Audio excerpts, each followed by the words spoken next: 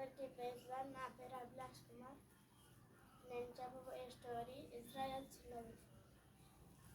ఒక ఊళ్ళో నయమాను యుద్ధం చేస్తూ ఉన్నాడు. అప్పుడు ఒక పాప ఎదురొచ్చి ఆ పాపను తీసుకొచ్చేసాడు.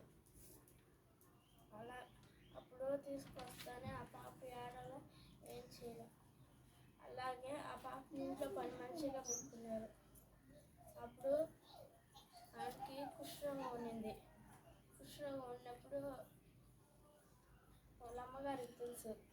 అప్పుడు ఆ పాప చూసి వాళ్ళ అయ్యగారికి కుష్ఠరోగం ఉందని తెలిసి వాళ్ళ అమ్మగారికి చెప్పింది. వాళ్ళ అమ్మగారికి చెప్పగానే వాళ్ళ అమ్మగారు పోయి ఆడ ఇజ్రాయెల్ దేశంలో ఒక ప్రవక్త ఉన్నాడంట.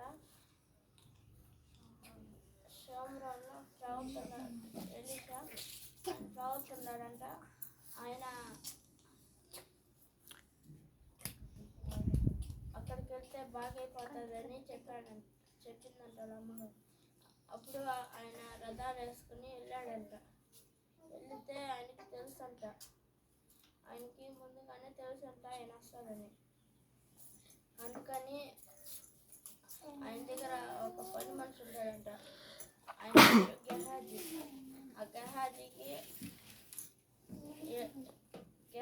చెప్పాడంట, కింద ఒక ఆయన వస్తాడు, ఆయన్ని యోర్దాను నదిలో 7 సార్లు మనమని చెప్పాడంట. అప్పుడు ఆయన యోర్దాను నదిలో ఉన్నాయా, ఇంకేమో నదులు లేవా అని కోపగించుకున్నాడంట. అప్పుడు పక్కన ఒక ఆయన ఉంటే అప్పుడు అన్న నేనేం చేయమన్నాడు, యోర్దాను నదిలో 7 సార్లు మనమన్నాడు. అందుకని పోయాడంట, మునిగాడంట.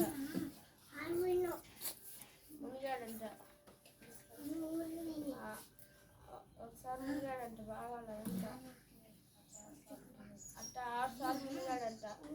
7వసారి మునగి లేగానే చిన్నపిల్లల దేహం వల్ల వచ్చిందంట.